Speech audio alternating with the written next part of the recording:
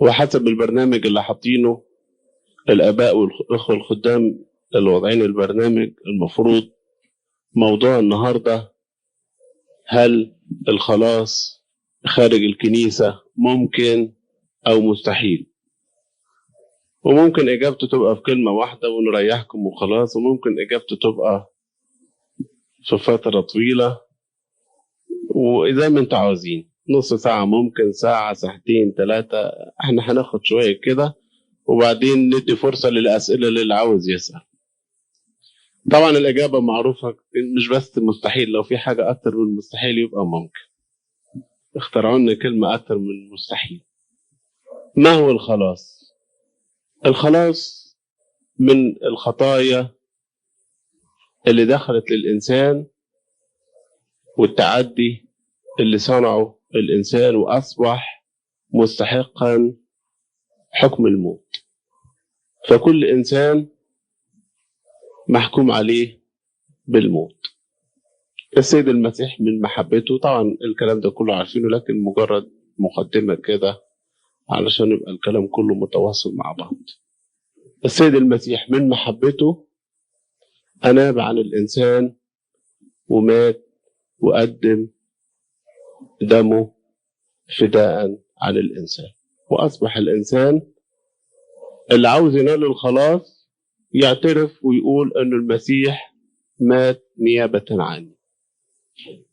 فإذن خلاص المسيح مقدم لكل العالم، وكل إنسان من حقه أن ينال الخلاص في أي وقت، من أول آدم حتى آخر نفس قبل المجيء.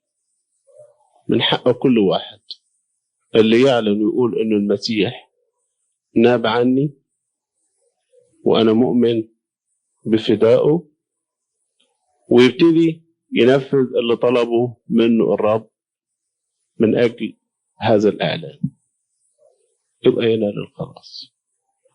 ده الخلاص اللي فيه الفداء عن الإنسان.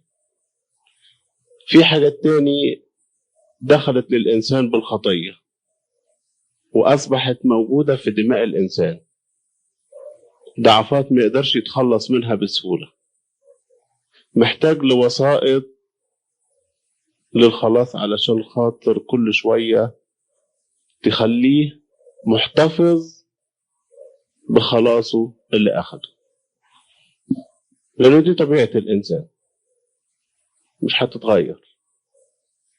من أول الإنسان ما يتولد تلاقيه عنده الضعفات لغاية آخر ساعة يسلم نفسه فيها، عنده الضعفات وجسده ميال للتراب وميال للأخطاء، محتاج حاجة تقومه. طفل هو يضربك كده في اللفة تلاقيه نفس الضعفات اللي موجودة عند الكبير، ما يختلفش.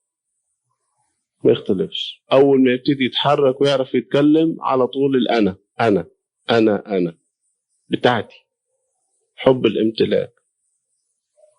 ولو قدر يعتدي على حد أصغر منه يعتدي ويضربه، ولو عرف يستغل هيستغل وبيعملها.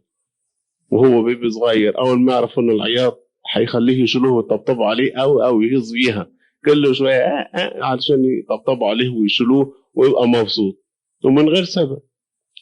في طبيعة الإنسان ضعفات كتيرة موجودة في طبيعتنا. فإذا محتاج أنا أصلا للخلاص اللي بيه أنال الخلاص وأسير في طريق الرب، ومحتاج للوسائط اللي تساعدني لكي أستمر في هذا الخلاص. الحاجتين دول مش هقدر أنالهم في أي حتة إلا في الكنيسة. إذا حد يقول إن أنا أقدر أنالهم بره يورينا. في البعض بيحس إنه الخلاص ده ممكن ينالوا بأشياء كتيرة، ودي نتيجة فهم غير دقيق لبعض الآيات في الكتاب المقدس. يقول لك ممكن أنال الخلاص بالإيمان، أآمن وأنال، بالكلمة، أسمع كلمة الله أآمن، من غير حتى ما آمن أسمع بكلمة الله. وصل الخلاص بالنسبة لهم أنه كأنه ربنا بيفرض على الإنسان فرض. أحد الآباء القديسين في كنيستنا بيقول كده كلام جميل قوي، ده بالإضافة طبعا للمفاهيم اللي واضحة في الكتاب المقدس. الله الذي خلقك بدون إرادتك لا يستطيع أن يخلصك بدون إرادتك. ربنا خلقنا من غير ما يسألنا، أوكي دي ماشية، في نفس الوقت ما يفرضش خلاصه عليك، لازم بإرادتك وتعلن. وصل لدرجة انه يعني انا لما بفتكرها بفضل اضحك. اخت من اللي موجودين عندنا معاها كتاب جميل قوي كده وحلو وشكله حلو وطباعته اجمل، بس فيه كلام مميت. تخيلوا فيه كده كلمة يعني بتقولي الكلمة دي معناها ايه.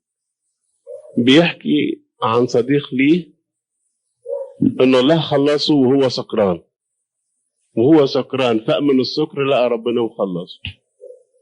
تخيلوا بقى امتى يعني خلصه وموجود وبينادوا بكده انه ممكن ربنا يخلص الواحد من غير ما يدرى. يعني قدامه خلاص كان في خطأ وفي شر وكان في حياة بعد عن الله، ولقى نفسه ان هو يعني قديس ومع ربنا والغلط ده ما يعرفوش ولا سمع عنه. امتى؟ لما كان سكران فلقى نفسه كده. لا ده السكر بقى يعني طريقة الوصول الخلاص ليه. ايه، ما هو طبعا اذا كان كده غير كده في مفاهيم كتير عشان يخففوا على الناس، علشان يسهلوا لهم انه خلاص ده في امكان اي حد وسهل. طبعا بيركزوا على الايمان والخلاص، اما الاعمال اللي بيطلبها الله دي ملهاش اي تركيز.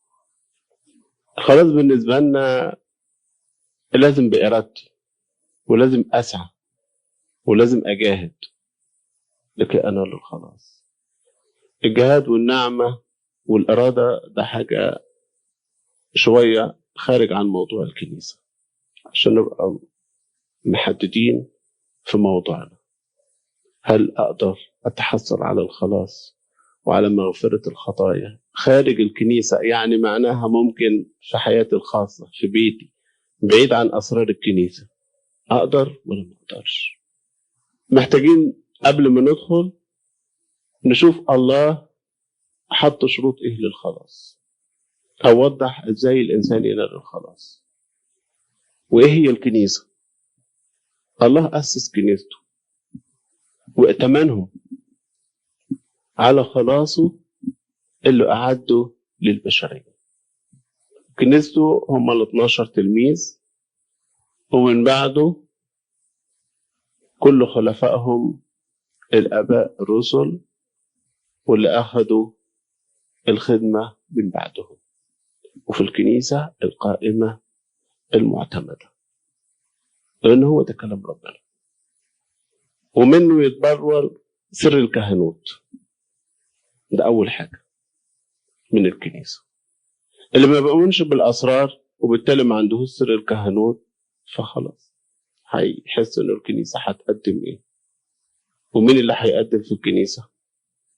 الكنيسة هي أسرار، الأسرار بيقوم بيها كاهن، وإحنا ما نعترفش بالكاهن، يبقى بالتالي ما فيش أسرار، يبقى بالتالي كنيسة قائمة بلا أسرار زيها زي أي بيت، يبقى الخلاص ممكن أناله في البيت. لكن المسيح حدد تلاميذه، ووضح مفهوم الكنيسة، ووضح مفهوم سر الكهنة. هو اللي حدد الرسل والتلاميذ، وكلفهم برسالة، وكلفهم بالخدمة، وقال لهم اذهبوا إلى العالم أجمع وأكرزوا بالإنجيل للخليقة كلها، اذهبوا وتلميذوا جميع الأمم وعمدوهم باسم الآب والابن والروح القدس وعلموهم أن يحفظوا جميع ما أوصيتكم به، وها أنا معكم كل الأيام ولا انقضاء الدهر. ممكن الجزء الأول يقول لك الكلام ده كان للتلاميذ. طيب وها أنا معكم كل الأيام وإلى انقضاء الدهر. التلاميذ ماتوا من زمان. يبقى الله مع مين؟ مع ميتين؟ مع ناس في السماء بس؟ لا، مع كنيسته المستمر، والتعليم والكرازة والتعميد. ده ما أعطاش لكل البشر، أعطى للمجموعة أنهم يقوموا، وبالتالي هو ده الكنيسة وعمل الكنيسة. وبيعملوا كده ليه؟ لكي يقدموا الخلاص للجميع. وقال لهم الذي يسمع منكم يسمع مني، والذي يرزلكم يرزلني.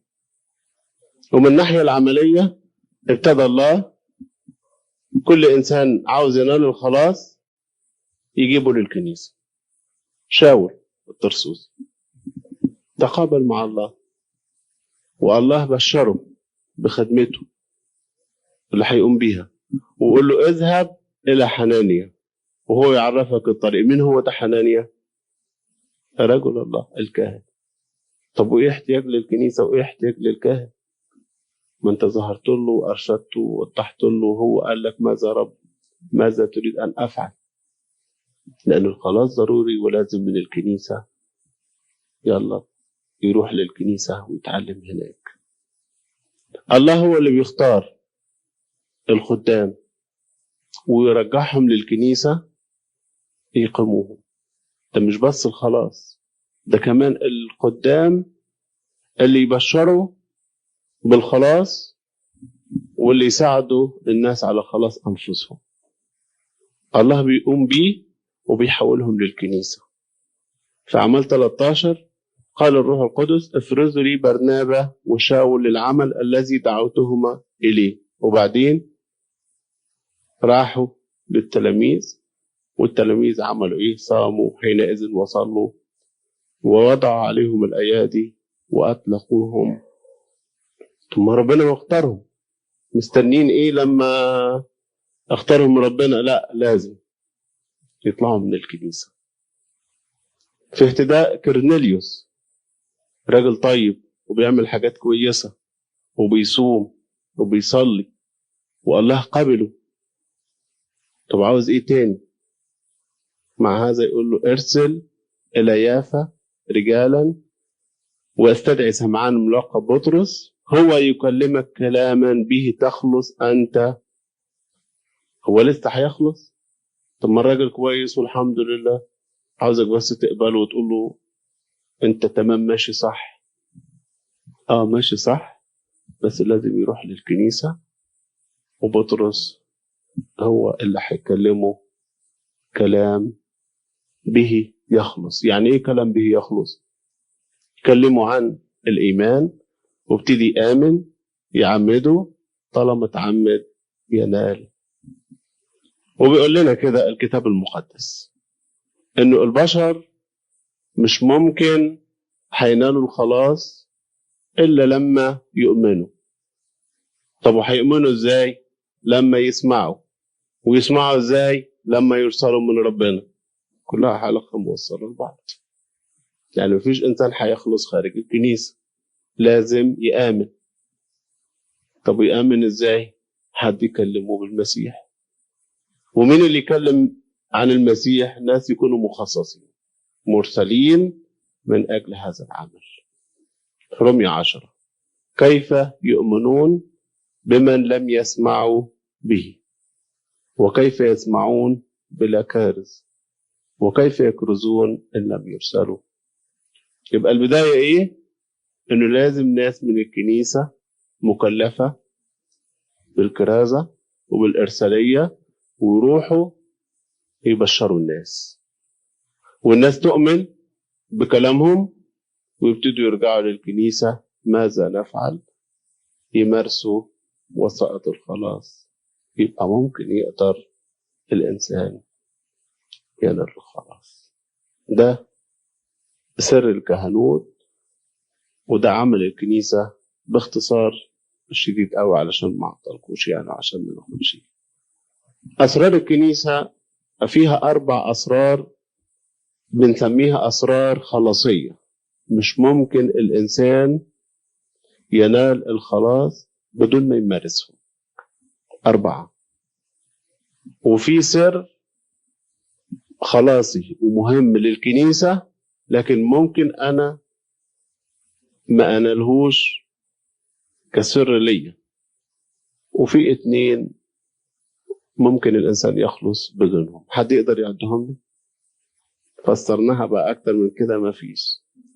2 ممكن الإنسان يخلص بدونهم: الزيجة وسر مسحة المرض. ده تمام كده. السر اللي ضروري قوي للخلاص، ضروري في الكنيسة لكن مش مهم إن أنا أخده ليا: الكهنوت. ضروري في الكنيسة لكن مش لازم تكون كاهن علشان تخلص، ولا السيدات يبقى والبنات عليهم العوض. وفي 4 أسرار ضرورية للخلاص، بدونهم لا أستطيع أن أخلص. يبقى اللي فاضلين إيه بقى؟ المعمودية والسر مسحة الميرون والتناول والاعتراف.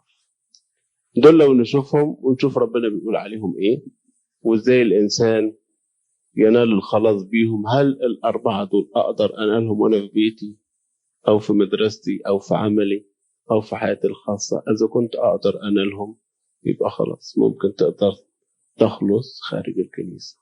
إذا كانوا هم دول ال4 المحددين واللي هم شرط لخلاص الإنسان يبقى مش هلاقيهم إلا في كنيستي.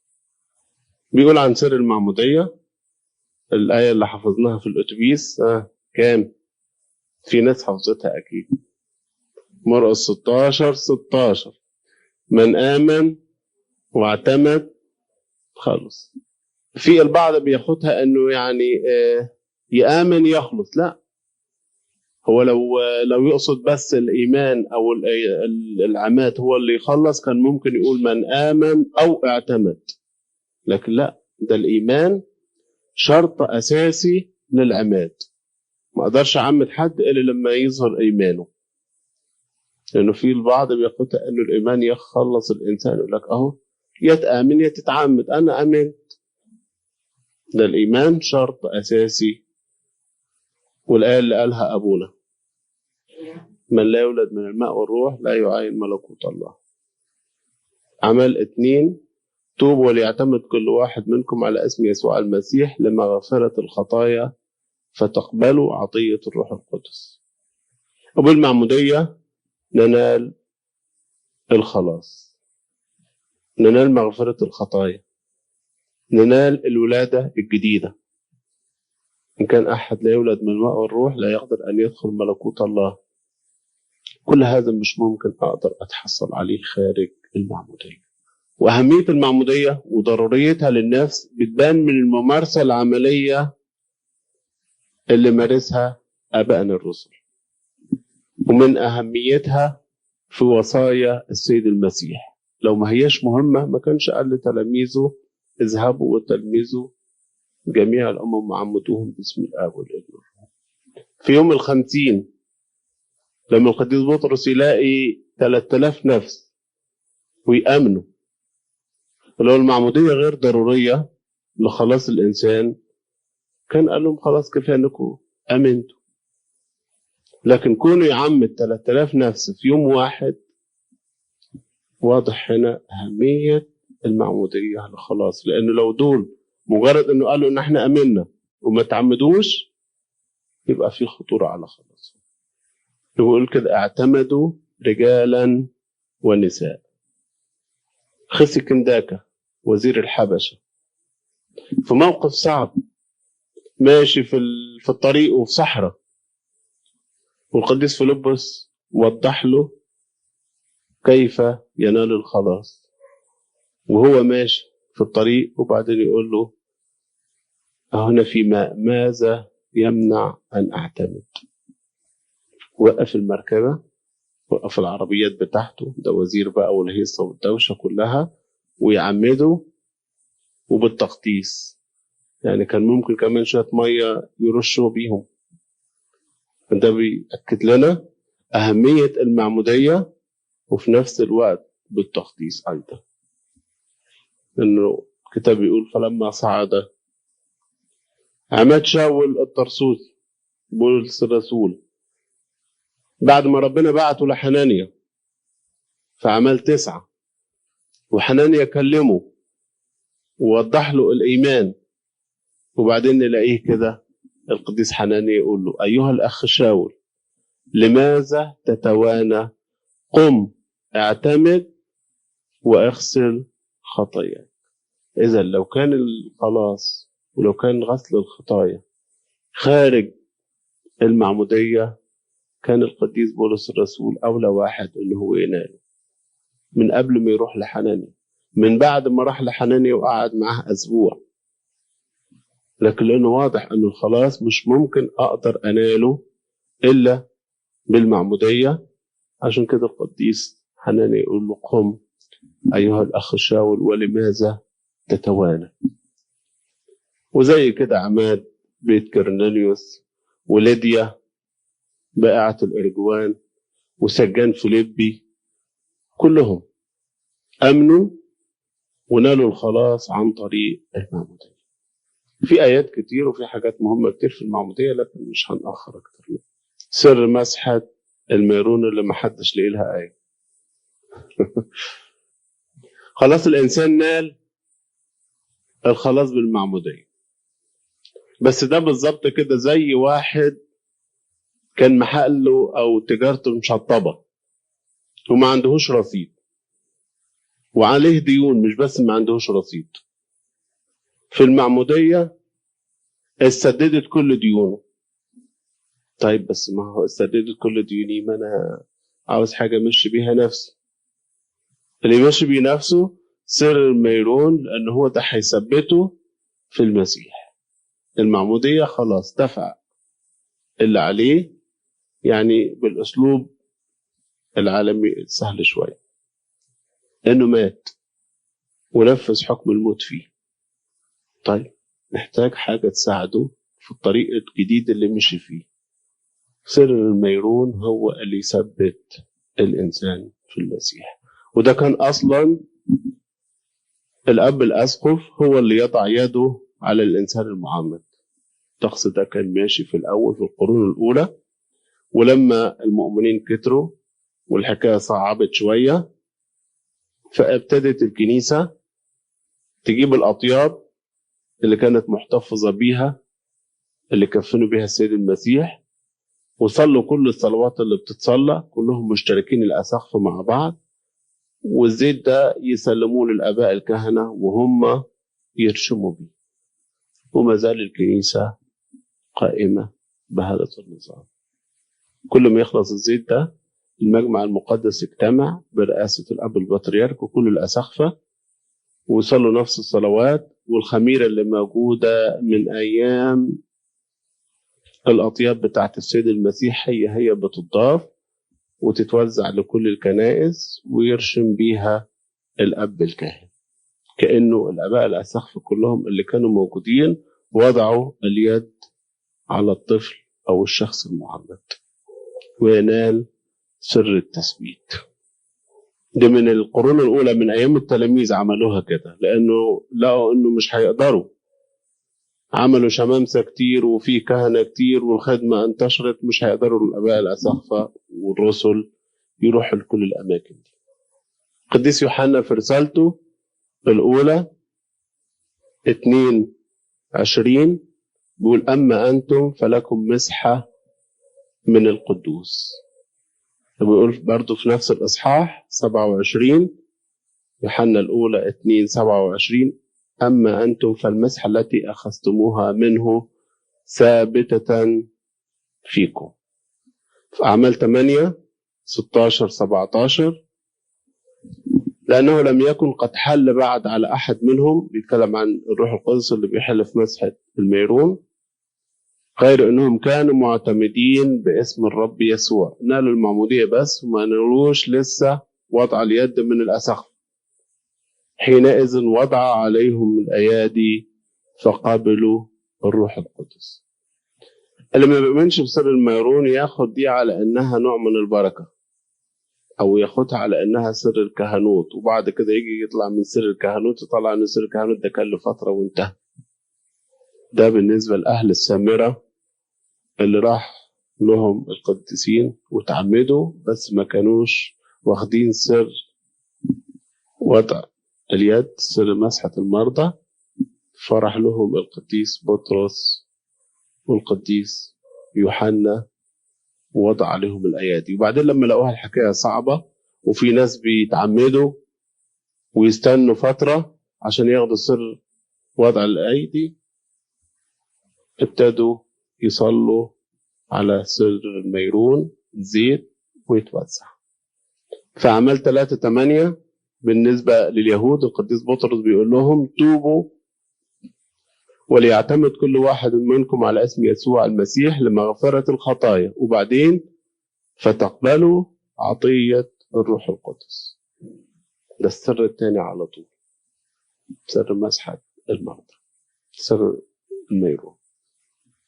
يبقى سر التثبيت ده السر الثاني بعد المعمودية، والاثنين مش ممكن أنالهم في أي مكان خارج الكنيسة.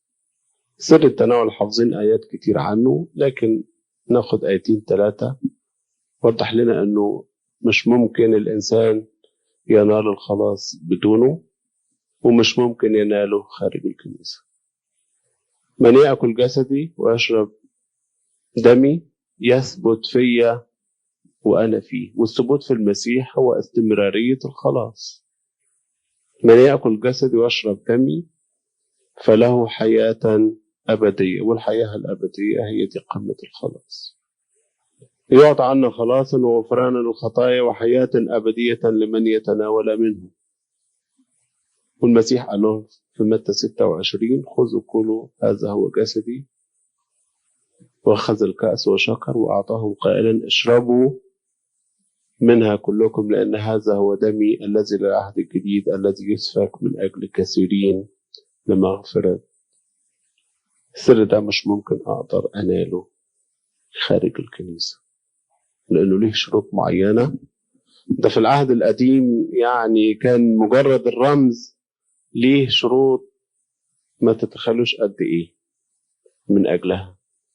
إنه رمز سر الإفخارستية في العهد القديم هو خروف الفصح، ليه شروط إنه الكاهن يبقى إيه ولابس إيه ويتقدم إزاي ويتاكل إزاي، ويتاكل على أعشاب مرة وعلى سيخ من الحديد رمز للصليب، وما يتكسرش عظامه، ومحدش ياخد منه البيت وما يفضلش أكتر من قبل الغروب لازم يخلص.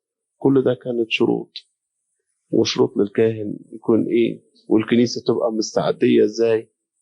في العهد الجديد أيضا في استعدادات كتيرة لكده. السر الرابع اللي مش ممكن الإنسان ينال الخلاص بدونه سر التوبة والاعتراف.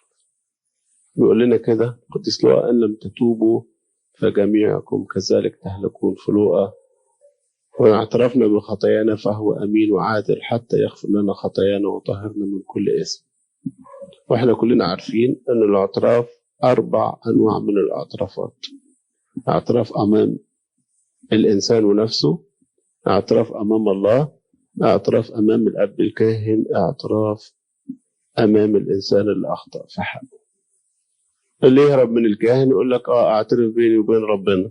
أوكي ماشي، بس ده عنصر من 4 عناصر ولازم الإنسان يمارسه، والعنصر ده موجود في العهد القديم وفي العهد الجديد. 3 عناصر التانية كلنا عارفينها.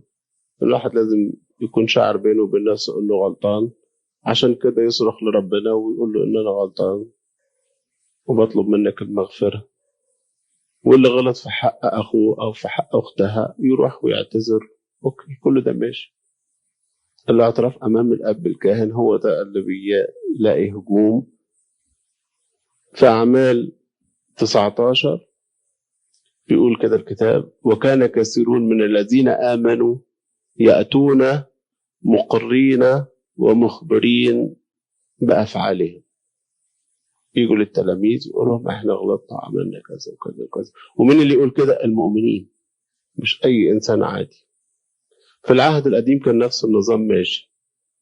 في يشوع نجد أنه يشوع بيقول لخان ابن كرمي لما غلط، يقول له يا ابني أعط الآن مجدا للرب إله إسرائيل وأعترف له وأخبرني الآن. يبقى أعترف لربنا واعترف لي أنا واخبرني الآن ماذا عملت، لا تخفي دسر الاعتراف. في يوحنا 20:23 بيقول لنا كده: الله من غفرتم خطاياه تغفر له، من أمسكتم خطاياه أمسكت. ده قالها لمين؟ يقول لك ده قايله لكل الناس، وأي حد من الناس ليه هذا السلطان. يعني وأنا ماشي في الشارع كده أقول لفلان أنت غلطت مغفورة لك خطاياك مع السلامة، أي حد يقول للتاني كده وتتغفر له، هتبقى إزاي؟ لا، ده للآباء الدكها معترفين بعضكم لبعض بالزلات في يعقوب، هي اللي بينه وبين الإنسان. لكن دي من أمسكت خطاياه أمسكت في السماء. إزاي؟ الله بيطلب مني الصفح للمسيئين لي. لما واحد يجي ويعتذر لي وأنا أقول له لا مش قابل اعتذارك، يبقى معناها الله حسبها له هناك، ده المفروض يحسب غلطة علي أنا، لأن أنا منفذتش وصية ربنا في التسامح. فما تنفعش أن دي بعضنا البعض، هتبقى في تضارب. من غفرتم له خطايا غفرت له، أوكي. طب من أمسكت عنهم؟ إزاي ربنا بيطالبني إن أنا أسامح أخوي لو غلط في حقي، وفي نفس الوقت لو أنا ما سامحتهوش يبقى هيحسبها عليه هناك؟ لا، ده يحسب عليا غلطة. واحد جاء اعتذر لي وأنا أرفضه، يبقى إزاي؟ فمش هتيجي. بياخدوها انه كل واحد يغفر للتاني، بس نقول لهم التكمله الباقيه توضح عكس كده، هتوضح عكس كده. فدي محطوطه للتلاميذ، في ايات للتلاميذ مباشره وفي ايات لبعض المؤمنين. فاحنا ما ناخدش ايات موجهه للتلاميذ مباشره ونحطها للمؤمنين. طيب ما تحلون على الارض يكون محلولا في السماء، وما تربطون على الارض يكون مربوطا في السماء. دي برضو لمين؟ ما نقدرش نقول لعامة الناس، ده كانت للتلاميذ. يبقى أنا محتاج لهذا السر لكي أقر وأعترف بخطاياي، وبالتالي أنال السماح ويبقى في السماء نلت السماح أيضا. ده كلام السيد المسيح، مش كلام أي حد من عندنا. فإذا من خلال الأربع أسرار ومن خلال تكليف الله لتلاميذه وخلفائهم الآباء الرسل، واضح أن هم اللي بيقودوا الكنيسة، وهم اللي بياخدوا من الله ويعطوا للإنسان. يجي واحد يقول اشمعنى هم يعني دول؟ هو تعامل ربنا، هو كلف خدامه وقال لهم أنا الذي اخترتكم ولستم أنتم الذين اخترتموني. يعني ده مجرد اختصار شديد كده، وعشان نديكم فرصة لو تحبوا تسألوا.